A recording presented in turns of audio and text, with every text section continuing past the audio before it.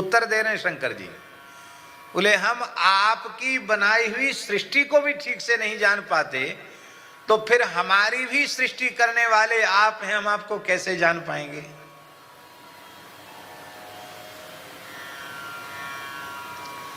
हम विरोध बिल्कुल नहीं कर रहे हैं कि लोग चंद्रमा पे नहीं गए,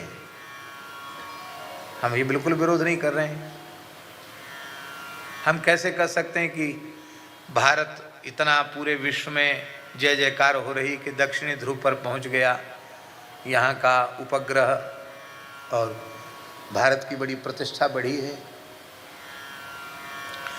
लेकिन हम आपसे पूछते हैं कि क्या वर्तमान का विज्ञान यह घोषणा कर सकता है क्या कि हम प्रकृति के सारे रहस्यों को समझ गए? बोलिए। निरंतर शोध करता चला जा रहा है, और निरंतर शोध करने के बाद भी वो खुद ही उसमें गुम हो गया है, खो गया है, वो कुछ नहीं कर सकता।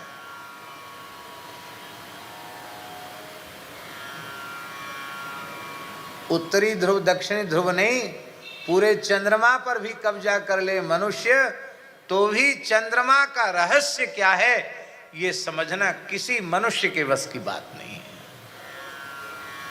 परमात्मा की बनाई हुई प्रकृति का भेद समझना भी मनुष्य के वश की बात है। हम पहली बार जब यमुनोत्री गए, ये बात है संभवतः सन 1999 की होगी या 2000 की होगी, इससे अधिक की पुरानी बात नहीं है। माने आज से 22, 23, 24 वर्ष पुरानी बात है। यमुनोत्री में अब तो कुछ आगे तक भी रोड बन गया है, पहले तो कम था। 23-24 साल पहले तो ज़्यादा पैदल चलना पड़ता था। तो पैदल चल के वहाँ पहुँचे, इतनी ठंड, पूरी राम राम, पानी और पड़ गया, ऐसी ठंड लगे, घोंटू वोंटू सब एकदम ऐसे शीतल है गए कि जैसे कहते नहीं आदमी मरता तो कहते भैया तो ठंडे पर गए, ऐसे है गया सुन्न, पानी और बरस गया।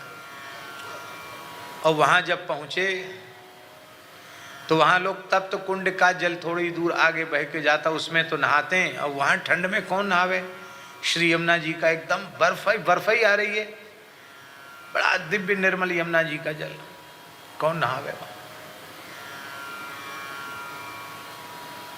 हमारे एक महात्मा ने एक कमंडल भर के स्नान किया, सुन्न हो गए। हम तो 3 कमंडल नहाए, बड़ा कमंडल भर के। इसके बाद थोड़ी तप्त कुंड में गए, तप्त कुंड में गए तो थोड़ी जान में जान आई। इसके बाद बैठे थे तो वहाँ की कुछ चर्चा हम कर रहे थे, अपने 10-5 मूर्ति थे, तो देखो भगवान की कैसी विलक्षण लीला, जहाँ बर्फ से पहाड़ एकदम लदे हुए हैं, और वहाँ ऐसा जल खौल रहा है, उसमें चावल की पोटली बांध के लोग डाल देते, थोड़ी देर में वो सिद्ध हो जाते। और वहाँ तो हाथ भी नहीं डाल सकते आप, थोड़ी दूर बहकर आकर जब एक कुंड में आता है तो उसमें भी इतना गर्म है कि लगता पैर डालेंगे तो जल जाएंगे, इतना गर्म। और धीरे धीरे भीतर जाके फिर शरीर को सहन हो जाता है, लेकिन अधिक देर तक वहाँ नहीं रह सकते, इतना गर्म है कि अधिक देर तक रहेंगे तो बेहोश हो जाएंगे। देखो भगवान की कैसी विचित्र व्यवस्था है, यहाँ बर्फ इतनी ठंड और यहाँ इतनी गर्मी, कुंड में इतनी गर्मी। कुंड के बिल्कुल पास की धरती पर आप नहीं बैठ सकते, इतनी गर्म। उस पानी के प्रभाव से शिलाएं इतनी गर्म कि उन पे आप खाली बैठ नहीं सकते। देखो भगवान की कैसी विचित्र व्यवस्था है। हम तो अपने लोगों में ही चर्चा कर रहे थे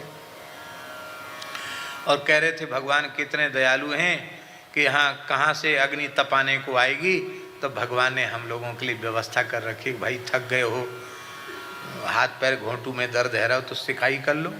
भगवान ने कितनी अच्छी व्यवस्था की, कितने करुणामय हैं भगवान। एक सज्जन थे पैंट पजामा वाले, वो हमारी बात सुन रहे थे, बोले अरे इसमें क्या है, ये सब खाने कमाने का धंधा है, क्या है। कुछ नहीं, पानी खोल रहा है, ये चमत्कार है? कोई चमत्कार नहीं।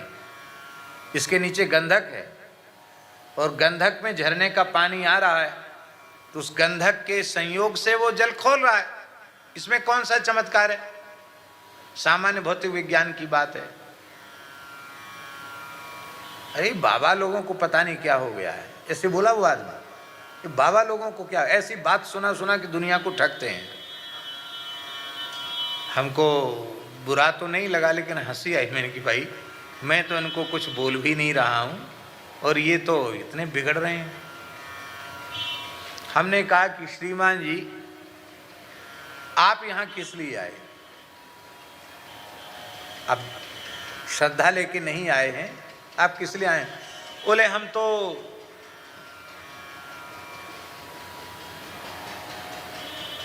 अपनी भाषा में बोल रहे थे, लेकिन उसका अर्थ है हम पर्यटन की दृष्टि से आए, हम घूमने फिरने आए, हमको कोई तीर्थ वीर्थ से लेना देना नहीं। बहुत अच्छी बात है। इसलिए हम ये सब वो नहीं करते हैं कि गर्म पानी कैसे हो गया, ठंडा पानी कैसे हो गया। इसमें गंधक है, उससे गंधक के कारण और ये पानी खोल रहा है।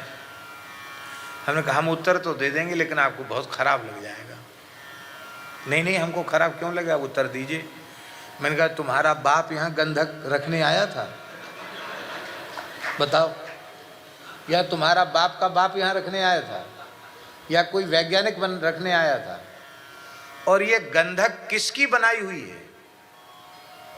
किसी वैज्ञानिक की बनाई हुई गंधक है क्या? गंधक किसकी सृष्टि है? और यहां गंधक की खदान किसने स्थापित की? जिसने स्थापित की उसी को हम श्री राम जी कहते हैं, उन्हीं को हम श्री कृष्ण कहते हैं, उन्हीं को हम नारायण कहते हैं, और उनकी लीला को चमत्कार मानते हैं। पता नहीं कहां चले गए वे श्रीमान जी, भाग गए वहां से तुरंत। क्योंकि हमारे साथ तो महात्मा भी थे, अच्छे तगड़े महात्मा थे, और वो ऊट पटांग बोल रहा था तो उनको गुस्सा भी आ रहा था। तो वो समझ गया होगा कि साहब बाबा जी तो कुछ नहीं बोला, इनके साथी कहीं सेवा पूजा ना कर दें, वो चला गया। परमात्मा की बनाई, ये शंकर जी कह रहे हैं कि आपकी बनाई प्रकृति के रहस्य को हम नहीं समझ पाए तो हम आपको कैसे समझ पाएंगे? आप प्रकृति से परे हैं, आपको हम कैसे समझ पाएंगे? प्रकृति भी आपकी बनाई हुई है और हम सब भी आपके ही बनाए गए हैं। इसलिए हम जानते तो हैं आपको, पर कितना जानते हैं? जितना आप कृपा करके जना देते हैं उतना जानते हैं।